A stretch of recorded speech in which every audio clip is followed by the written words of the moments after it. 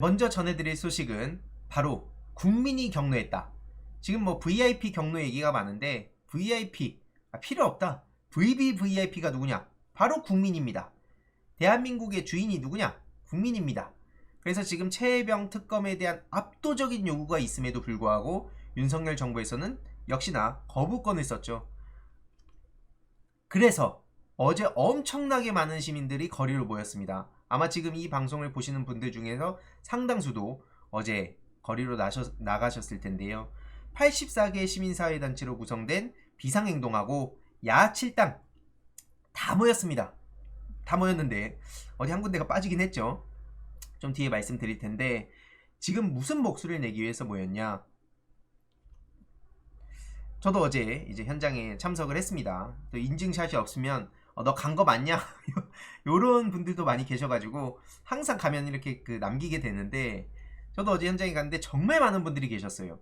중간중간에 또 인사를 나눈 분도 계시고 또 그러지 못한 분들이 훨씬 더 많았는데 전국에서 오셨죠. 그래서 저는 이렇게 깃발들 하나하나 또 유심히 중간중간에 봤는데 뭐 이렇게 여기는 광주 쪽에서 오신 분들이 요 계신 곳에 제가 있어가지고 중간에 뭐 민영배 의원님이라든지 조금 앞쪽에 김용민 의원님이라든지 그 남양주 쪽 등등등 정말 전국에서 왔다는 걸 느낄 수 있었고요. 왜 모였냐? 국민의힘 의원들의 이탈을 최대한 끌어내보자. 그래서 국민들의 압도적인 요구가 얼마나 무서운지를 거리로 직접 나가서 보여주자. 온라인상에서 키보드 채팅 치는 거, 댓글 남기는 거, 글 남기는 것도 중요하지만 아니면 이거 막 자꾸 온라인에 글 남기니까 답답하고 그리고 이거 자꾸 한 줌으로 보는 사람들이 너무 많은데 한번 거리로 나가서 우리가 얼마나 많이 있는지 이 분노의 열기가 얼마나 거센지 한번 보여주자. 그렇게 해서 거리로 나갔는데 언론에서는 뭐 2만 명이라고 얘기하는데 훨씬 넘은 것 같던데요. 아무튼 그렇게 여론을 움직이기 위해서 거리로 나선 거고요. 보시다시피 해당 소식을 접한 시민들도 지금 분노할 때는 분노해야 된다. 더 이상의 저 인간은 참을 수가 없다. 용서할 수도 없다. 이런 반응들이 이어지고 있습니다. 그런데 제가 앞에 말씀드렸잖아요. 야7당이 왔는데 여기서 개혁신당은 지금 쏙 빠져 있었습니다. 지금 장외투쟁에는 본인들이 불참하겠다고 진작부터 얘기를 했었죠. 그래서 거리로 모든 야당과 그 시민사회단체에서도 총 결집을 해서 거리로 나선다고 할 때 개혁신당만 쏙 빠졌어요.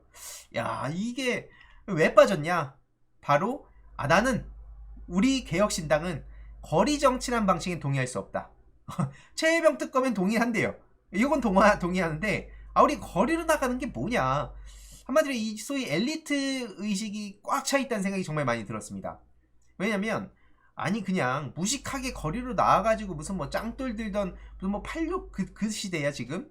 무슨 거리로 나가? 뭐 약간 요런 정서를 갖고 있지 않는 한 저런 얘기를 하기가 쉽지가 않죠. 아무튼 그래서 불참을 했고요. 그러면서 수석 대변인이 한다는 소리가 이겁니다.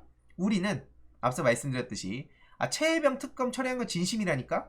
근데 이런 방식으로는 난 못해. 그래서 무슨 말을 하냐?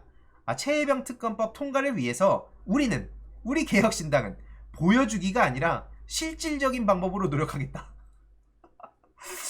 와, 아니 여기서 그러면 지금 거리로 나선 모든 정당인들과 시민들은 다 보여주기가 되는 거죠. 니네는 저거 보여주기 쇼하는 거고 우리는 실질적인 방법으로. 근데 개혁신당 혼자서 뭘 해요? 아니 제가 궁금한 게 뭐 그 이준석 씨의 엄청난 압도적인 영향력, 펜코 대통령이잖아요. 그 펜코 대통령으로서 뭐 이제 SNS에 글 올리고 여기저기 나가갖고 뭐 좀 방송 나와서 토론하고 그러면은 이게 실질적인 방법이 되는 겁니까? 뭐 어떤 실질적인 방법이 있다는 거예요 도대체? 이거야말로 지금 보여주기 아닙니까? 이렇게 본인이 집 잘 때는 제가 그래서 마삼집이라고 비판하지 않았습니까? 이게 뭐 너도 왜 그렇게 조롱을 하냐 이런 얘기 하신 분들 계신데 이게 그냥 제가 단순히 조롱을 하자는 게 아닙니다.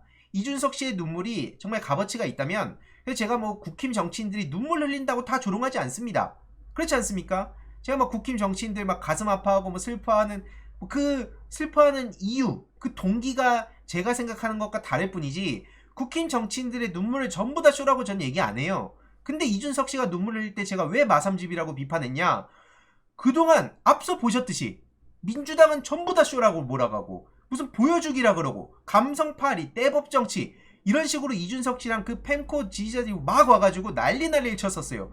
그래놓고 이준석 씨가 최혜병 특검 얘기하고 뭐 최혜병의 그 억울한 그런 죽음에 대해서 이야기할 때는 본인이 저렇게 눈물을 흘려요.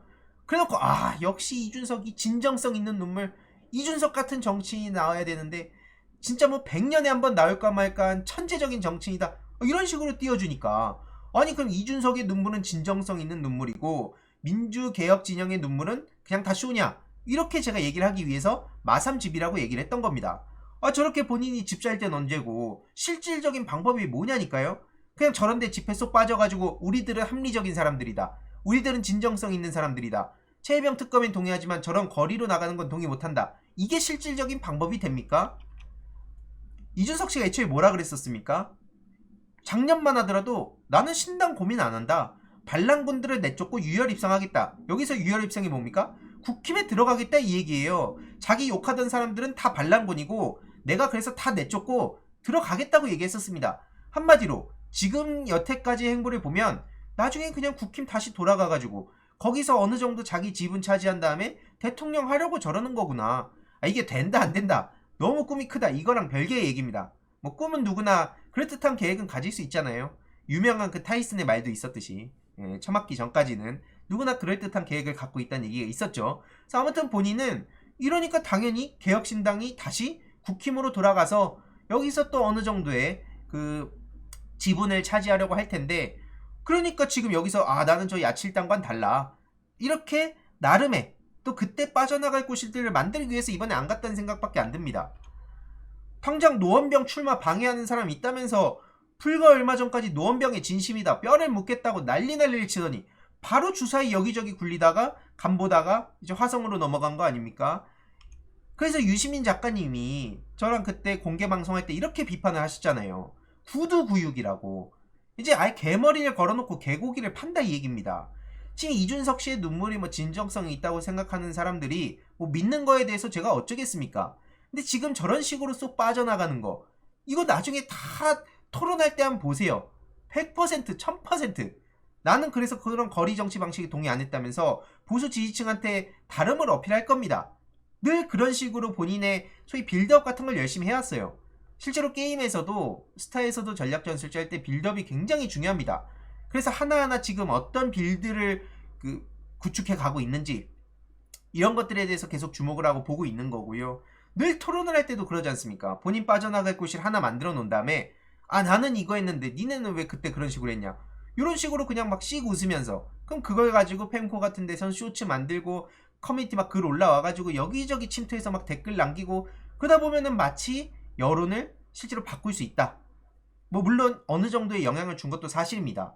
그래서 저는 그 온라인 문화가 중요하다고 말씀드리는 건데요. 그러니까 이제 이렇게 물을 수밖에 없다는 거죠.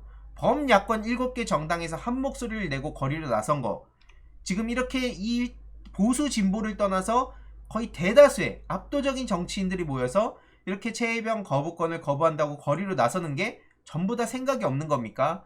이들은 그냥 다 감성적으로 막 휩쓸리고 팬덤 정치에 탑승하고 합리적으로 생각 못하고 그래가지고 저렇게 거리로 나서는 거냐고요.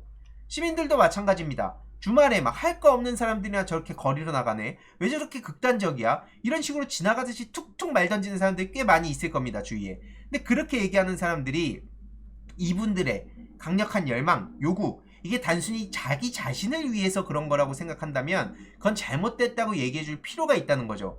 뭔가 그런 식으로 얘기하는 사람들의 특징이 뭐냐면 여기로 나간 사람들은 한가하고 뭔가 정치에 너무 과몰입해서 무슨 막 종교처럼 보고 막 비이성적이고 그런 사람들이니까 저렇게 나가가지고 주말에 쓸데없이 시간을 쓴다, 이런다고 나라 바뀔 줄 아냐, 이런 얘기를 하는데 독립운동, 민주화운동 등등등 과거의 모든 역사들이 결국 민중이 해낸 거 아닙니까? 거리로 나간 사람들 온갖 손가락질 받고 심지어 앞장선 사람들은 목숨까지 걸고 고문 당하고 진짜 그런 그 희생들을 거치면서 지금 대한민국이 여기까지 왔는데, 이거를 그냥 앉아가지고 팔짱 끼고 무시하다가 뭔가 분위기가 달라진다 싶으면 거기에 그때 슬쩍 탑승하는 거, 이준석 씨가 지금 전형적으로 그렇게 정치를 하고 있다고 생각합니다. 그래놓고 나중에 얘기하겠죠.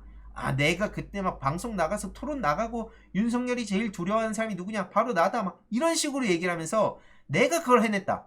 아니 근데 고작해야 지금 뭐 두세 석 정도 보이지도 않는 그런 위치에 있는 정당이 세상을 다 움직이고 있는 것처럼 얘기하는 게 기가 막히다 이 얘기입니다. 이 사람들이 지금 바보라서 저기에 나가는 겁니까? 시간이 남아 돌아서 나가는 겁니까? 이걸 두고 국힘은 뭐라 그럽니까? 윤석열 탄핵 바람몰이 하고 있는 거다. 지금 정신 못 차리고 저런 얘기를 하고 있는 거예요. 안타까운 죽음을 정치적으로 이용한다. 이런 무도함을 넘어서 떼쓰기 정치. 이거 제가 앞서 말씀드렸듯이 이준석 씨가 그 갖고 있는 세계관과 똑같다고 말씀드린 거예요. 그러면서 뭐 공수처가 수사하고 있는데 왜 그렇게 미루냐? 공수처 그렇게 침뱉을 땐 언제고, 그쵸?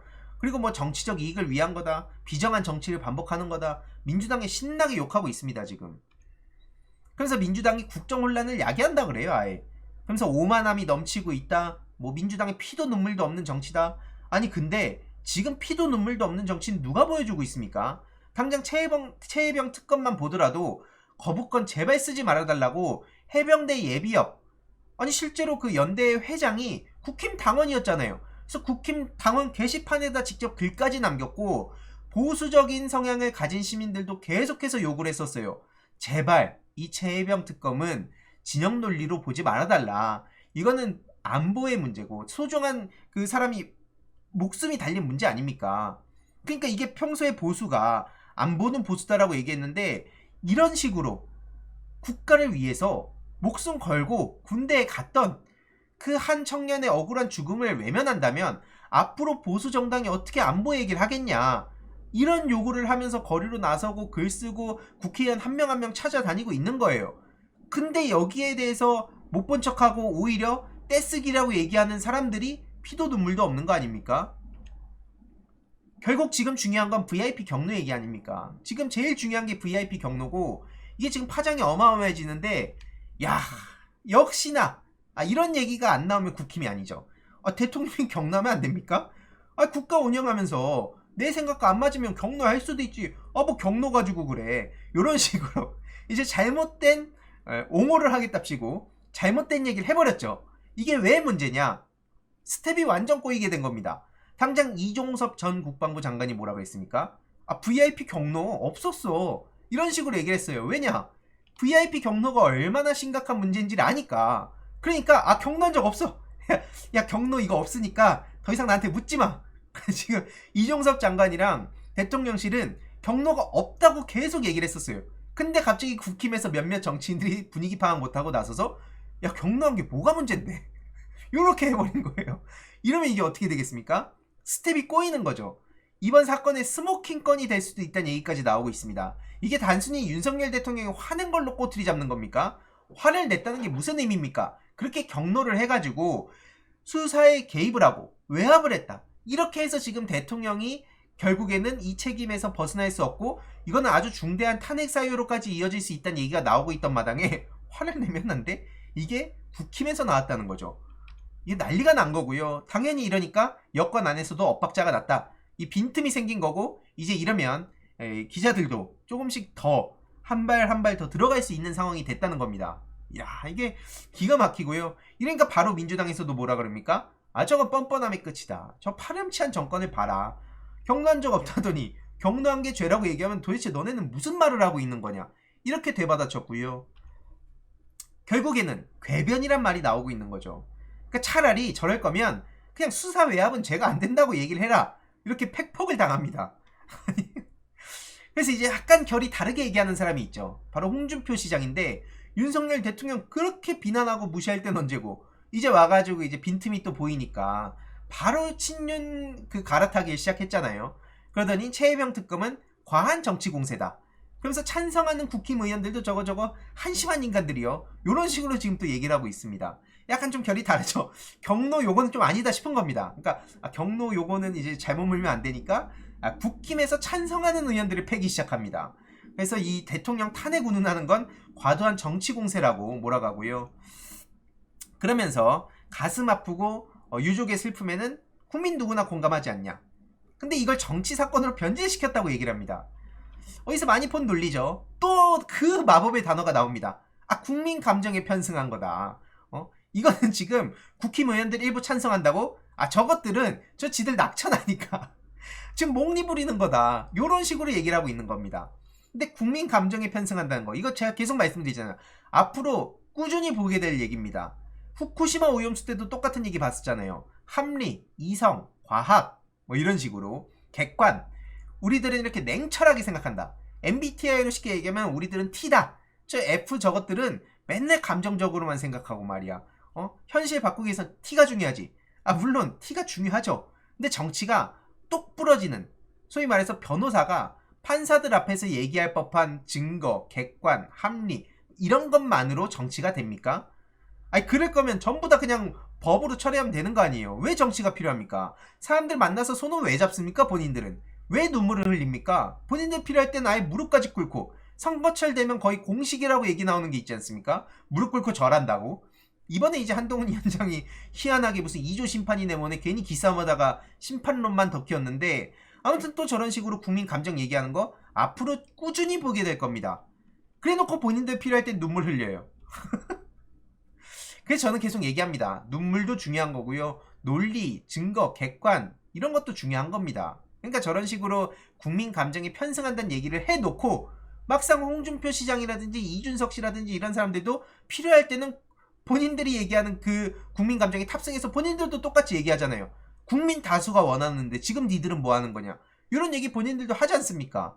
그러니까 자기네들이 지금 정치적으로 오히려 이용한다는 얘기를 전 돌려주고 싶은 거고요. 당장 최지영 씨가 등장했죠. 여당 내에서 네 번째로 공개 찬성을 했습니다. 최혜병 특검법을 받아야 된다. 안철수, 유이동, 김웅 여기에 이어서 네 번째로 여당 내에서 특검법 찬성이 공개적으로 나온 거고요. 뭐 얘기한 거 보니까 대략 이렇습니다. 아, 특검을 당당하게 받아라. 그리고 이걸 받는 동시에 민생 입법이라든지 원 구성이라든지 이거 협치를 요구해라. 이런 식으로 얘기를 한 거예요. 이런 식으로 그냥 계속 거부를 하면 대통령이나 여당이 정치적으로 얻을 게 뭐냐? 이런 얘기를 하고 있는 거고요. 결국 여기서 문제의 핵심은 뭐냐? 대통령실을 비롯한 관계기관의 부당 개입 여부 아니냐? 그래서 세 가지를 제시하는데, 하나는 아무 문제가 없다. 두 번째는 문제는 있지만 그게 법적 책임을 물릴 정도는 아니다. 셋째는 법적 책임을 물을 만한 문제다. 요 셋 중에 하나가 아니겠냐? 그렇게 보는 거고요. 그리고 대통령한테는 근데 법적인 책임을 물을 만한 게 없을 테니까, 그러니까 찬성하자, 요런 얘기를 하고 있는 겁니다. 이 소식을 이제 그 대통령실에서 대통령한테 보고를 하면 VIP 경로가 또 나올라네요. 뭐라고 저걸 이러면서. 당장 대통령의 책임을 피해갈 수 없다는 건 아마 최지영 씨도 알지 않을까 생각을 하는데요. 이런 기사가 또 나오지 않았습니까? 김계환 사령관이 녹취를 삭제했는데 그 복구한 걸 보니까 이거 어마어마하다. 여기에 스모킹 건이 엄청난 게 들어있을 수 있다. 이런 얘기가 나오고 있습니다. 왜냐면 이종섭 포함 통화를 수백 건 더 했다. 아, 이거 엄청난 겁니다. 이게 그냥 녹취를 삭제했는데 이게 살려낸 거예요. 그리고 그 통화 기록을 보니까 이종섭 전 장관, 그리고 임종득 그 전 2차장이었죠. 안보실 2차장, 그리고 임기훈 국방비서관 통화 기록에 있네. 여기 왜 통화 기록에 있지? 그 VIP 경로 안 했다며. 근데 그것도 싹 잡혔죠 지금. 그래서 네이버 댓글에서도 보시면 이거 엄청난 비판의 목소리들이 당연히 이어지고 있고요. 이제는 빼박이다, 이런 비판까지 이어지고 있습니다. 그리고 비겁하게 부하 뒤에 숨지 않겠다고 하더니 중요한 사안마다 계속 뒤에 숨고 있고 꼬리 자르기로 하고 있고, 이런 행보에 대해서도 부메랑이 돼서 그대로 다 맞고 있습니다. 그러니까 이재명 대표님이 이렇게 비판을 한 거고요. 국민의 힘으로 윤석열과 국민의힘을 항복시켜야 된다. 거의 이거 래퍼급이죠. 국민의힘으로 국민의힘을 항복시키자. 진짜 국민의힘이 어디에 있는가를 보여주자는 거고요. 여전히 국민을 능멸하고 있는 게 지금 윤석열 대통령과 국민의힘이다. 그래서 제대로 심판을 하자는 비판을 하신 겁니다. 그리고 대통령의 거부권이 저렇게 남발하라고 있는 게 아니죠. 저렇게 거부권이 마치 정당한 대통령의 권리라고 얘기를 하고 있는데, 그게 자기를 향한 여러 가지 그 수사의 움직임을 막는 그 권리로 작용하지 않는다는 그런 얘기를 하는 거나 마찬가지인 겁니다. 그치, 저들이 지금 말장난을 하고 있다는 건데, 예를 들자면 이런 거죠. 자유가, 말로는 자유가, 저도 자유가 굉장히 중요하다고 생각하는데, 그 자유가 남을 팰 권리, 남을 팰 자유, 남을 막 죽일 자유, 이걸 보장한다는 얘기를 하는 거는 말이 안 되잖아요. 그것처럼 마찬가지로 거부권이 당연히 대통령이 쓸 수 있는 거죠. 근데 그것도 책임, 한마디로 한계가 있다는 겁니다. 그래서 결국에 지금 윤석열 대통령은 입법권 자체를 무시하고 있는 거예요. 삼권 분립 국가라고 그렇게 얘기를 하고, 이건 누구도 부정할 수 없는 겁니다. 이거는 윤석열 대통령의 아버지, 할아버지 누가 온다고 하더라도, 아무리 검찰권 들고 저들이 누구한테 검찰의 수사권, 기소권 가지고 누구한테 간다 하더라도 이거는 삼권 분립 자체 부정할 수 있는 사람 없죠. 근데 지금 입법권을 대놓고 무력화시키려고 하는 거 아닙니까? 그러니까 이거에 대해서는 국민의 진짜 힘을 보여주자는 말씀을 하신 거고요. 조국 대표도 이렇게 비판을 했죠. 지금 저 인간이 하는 것 자체가 독재다 이겁니다. 주위에 남은 사람들, 검찰, 술친구, 극우 인사들, 이들밖에 없지 않냐. 그래서 8년 전에 겪었던 일을 다시 겪게 될 거다. 이렇게 경고한 거죠. 지금 하는 짓을 보면 너무 비겁하고 얍삽하다 이겁니다. 그래서 경로에 대한 얘기, 지금 계속해서 우리가 주목을 해야 된다는 얘기고요. 지금 소수 야당 대표들도 한 발 더 나갔죠. 어제 용해인 원내대표도 수사 외압을 행한 게 사실이라면 이건 대통령의 탄핵 사유다 라고 비판을 했고요. 그 다음에 윤희숙, 그 윤희숙 아닙니다. 그 진보당입니다. 진보당 윤희숙 상임 대표도 거부권의 사적 남용은 그 중대한 헌법 위반이다. 그래서 탄핵 사유다. 이렇게 비판했습니다. 그리고 지금 그 팩트체크도 JTBC에서 제대로 했었는데요. 법무부에서 지금 여러가지 말장난을 하고 있지만 이거에도 우리가 넘어갈 필요가 없습니다. 일단 먼저 첫 번째로는 특검 추천권이 민주당에 있기 때문에 위헌적이고 이건 상권분립에 어긋난다. 지금 상권분립 타령 계속하고 있잖아요. 그리고 특검이 공정한 수사를 하냐 이런 얘기를 하고 있는데, 아니 일단 지금 상권분립은 대통령과 대통령실이 지금 하고 어긋나는 짓을 하고 있다고 계속 얘기를 하고 있고요. 검찰의 수사는 그럼 믿을 수 있습니까? 그리고 제일 중요한 건 뭐냐, 과거 국정농단이라든지 뭐 드루킹 댓글 사건 때라든지 그때도 야당 추천만으로 특검을 이미 했고요. 이런 사례가 없다는 건 말이 안 되는 거짓말이라는 겁니다. 그리고 헌법재판소에서도 이렇게 결정을 내리죠. 특검 추천권 부여는 국회의 입법재량이다. 헌법재판소에서도 합헌 결정 내린 겁니다. 그래서 저것도 이제 법무부의 얘기가 틀린 거가 된 거고요. 그리고 여야 합의가 없는 것도 문제다. 지금 법무부에서 이런 얘기를 하고 있지만 BBK 특검 때도 한나라당이 표결에 불참한 채로 법안이 통과가 된 바 있습니다. 그래서 이게 없다는 것도 지금 사실상 방어할 수 있는 논리가 안 된다는 거 우리가 기억해야 되고요. 그리고 법무부에서 또 이런 얘기합니다. 세 번째로는 수사기관이 수사하는 중에 특검을 한 전례가 없다. 하지만 15번의 여태까지 특검이 있었는데 그 중에 10번이 수사 중일 때였다. 한마디로 이것도 말이 안 되는 얘기라는 걸 우리가 알 수 있다는 거고요. 주위에도 저런 얘기를 하는 그 분들이 있다면 요 사례를 들어서 말씀해 주시면 좋습니다. 그러니까 이걸 봤을 때 누가 떼쓰고 있냐. 지금 국힘에서는 계속 떼쓰기 정치라고 하고 있는데 지금 이걸 봤을 때 쭉 보셨을 때 누가 지금 떼를 쓰고 있는 겁니까? 심지어 조선일보의 양상훈 칼럼이 또 지난주에 논란이 됐었는데요. 이러면 누가 사단장할 수 있냐는 윤석열 대통령과 그 주변인들의 옹호 논리, 이거에는 공감한다 이 얘기예요. 그리고 해병대 그 사랑한 최혜병이 지금 이런 걸 바라지 않았을 거다. 멋대로 국내질하면서 저렇게 택도 없는 옹호를 하고 있는 겁니다. 이게 지금 현실이에요. 조선일보가 윤석열 대통령을 비판한다 그래서 조선일보가 달라졌나라고 생각을 하신 분도 거의 안 계시겠지만, 그렇다고 저걸 절대로 합리적인 목소리라고 봐서 안 된다는 게 이런 데서 드러나는 거고요. 본인이 뭔데 저렇게 국내질합니까? 근데 이런 와중에 여당의 김장겸 같은 사람들을 보면 저는 정말 기가 막힙니다. 공영 언론이라면 이념을 떠나서 국민의 목소리를 대변해라. 앞서서 조선일보에 저런 택도 없는 칼럼이나 이런 건 못 본 척해요. 오히려 저런 게 합리적이고 국민의 목소리를 대변한다고 얘기를 하고 있습니다. 그래서 언론노조 성향에 반하거나 민주당 방송 안 하면 편파 방송이다. 이런 주장하는, 이런 그 주장 지금 이런 식으로 계속 얘기를 하고 있는데, 선전선동의 자유가 아니라 진정한 언론의 자유를 요구하고 있다는 거죠. 근데 진정한 언론의 자유가 도대체 뭡니까? 언론 노조 소나기에서 벗어나게 해야 된다. 민주당 소나기에서 벗어나게 해야 된다. 이런 얘기를 하고 있는 거고요. MBC 사장 때 품격 있고 젊은 방송 만들겠다. 말로는 저들이 늘 저런 식으로 한다니까요. 좋은 말 다 갖다 써요. 근데 김장겸 MBC가 품격이 있었습니까? 역대급 흑역사라고 박제가 돼 있습니다. 제가 그냥 어거지로 까자는 게 아니라 조금만 찾아보면 다 나와요. 이명박 씨에 대해서 어떤 얘기를 했었는지, 그리고 또 그 민주진영에 대해서 어떤 식으로 보도를 했었는지, 망신이란 망신 다 당했었고요. 심지어 세월호 관련해서도 망언 계속 쏟아냈어요. 유족한테 무슨 깡패 타령하고 국민 수준 운운하고 심지어 아프리카 수준 얘기. 이거 윤석열 대통령이랑 아주 세계관 딱 빼다 박은 거 아닙니까? 무슨 아프리카 손발노동 타령하던 윤석열 대통령이나, 아니 아프리카는 무슨 죄입니까? 뭐 저런 식으로 욕할 때 이건 무슨 아프리카 수준이다. 지금 한국 국민 수준 봐라 저거. 그러니까 저런 엘리트 의식 꽉 차가지고 자기들은 대단하다, 잘났다, 나 배운 놈이다, 이런 식으로 생각한다는 거 아닙니까? 그런데 도대체 본인들은 뭐가 그렇게 잘났냐니까요? 아니 돈 많고 좋은 데 다니고 그러면 본인들이 잘난 겁니까? 막 국민들 깔봐도 되는 겁니까? 그리고 거리로 나선 사람들이 전부 다 본인들보다 심지어 뭐 못 배운 사람들이고 돈도 없고 그렇다 생각합니까? 그걸 가지고 그걸 기준으로 사람을 평가하는 것 자체도 웃긴 건데, 그 기준 그 잣대로 서열을 매긴다고 치더라도 자기들이 무슨 탑클래스라고 생각하는 것도 웃기다는 겁니다. 뭐로 보더라도 그냥 이상한 사람들이라는 거고요.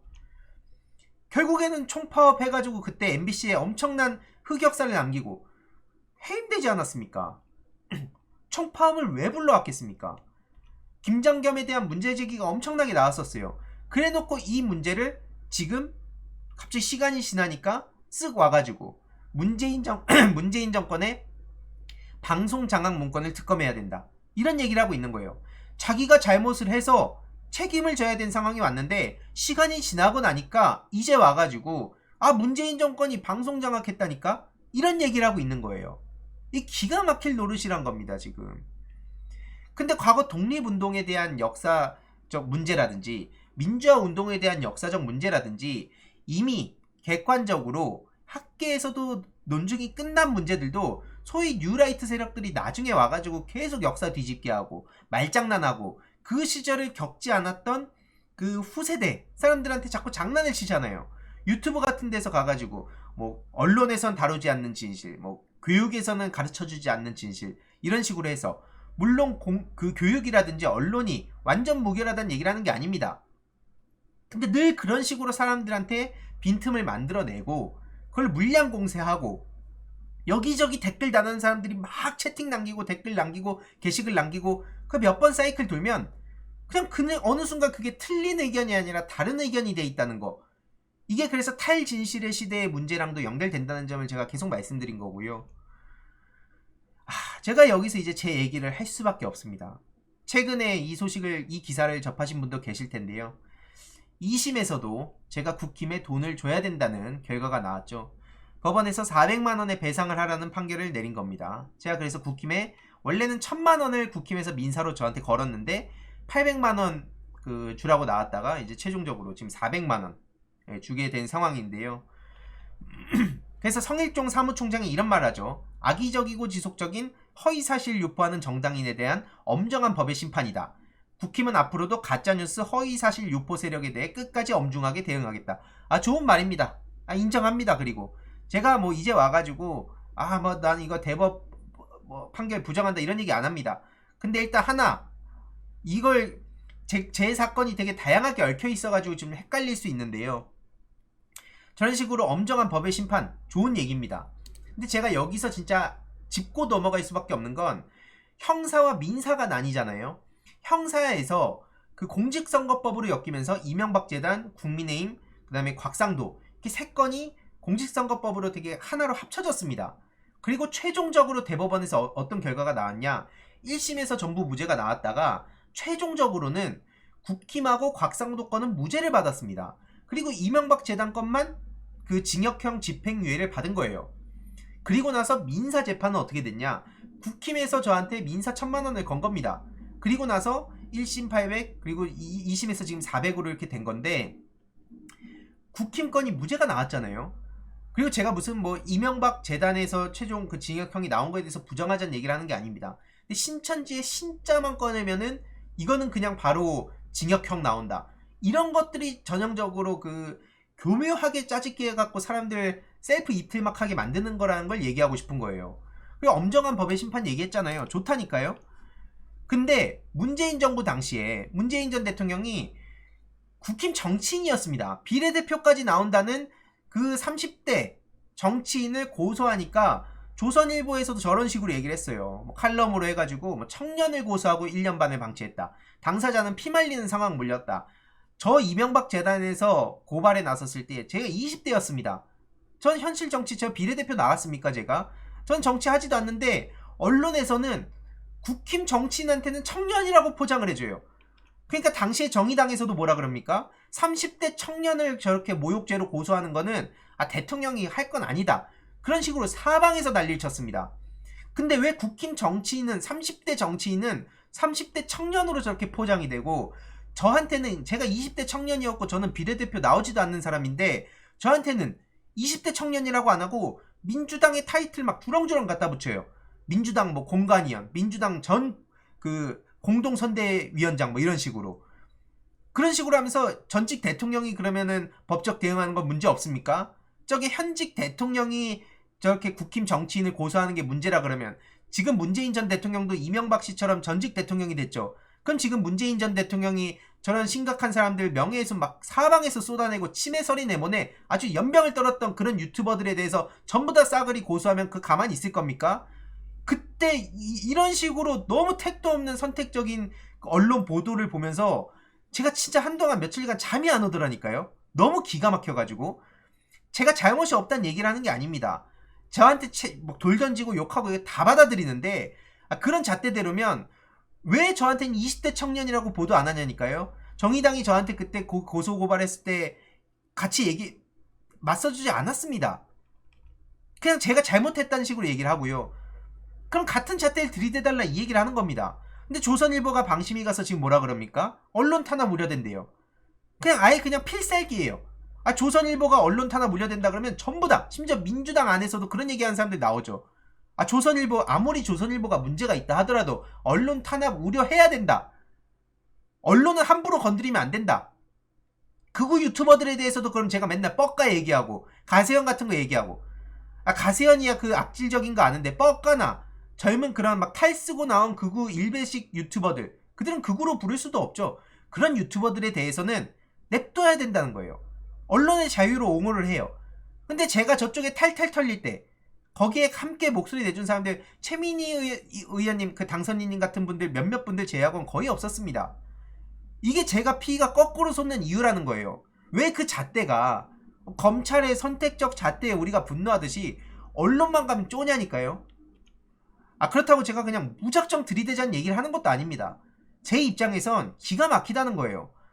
팬코 막 유저들이 와가지고 신나게 DC에서도 제가 이건 다음 주에 좀 정리를 해서 보여드릴 텐데 제가 무슨 그 노무현 대통령 모욕 혐오하는 콘텐츠에 대해서 대응하겠다. 노무현 재단에서 제가 2년째 계속 그 시스템을 마련해야 된다고 얘기를 하고 공개적으로도 막 글도 남기고 어떤 식으로 진행이 되고 있는지 얘기하면 꼭 DC나 펜코 같은 데서 그런 얘기예요.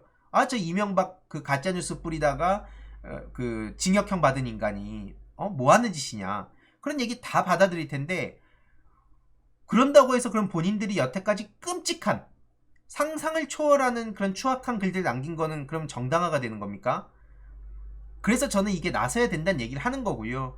최근 뉴스타파가 중요한 보도를 했었죠. 국정원의 비밀 문건을 입수한 겁니다.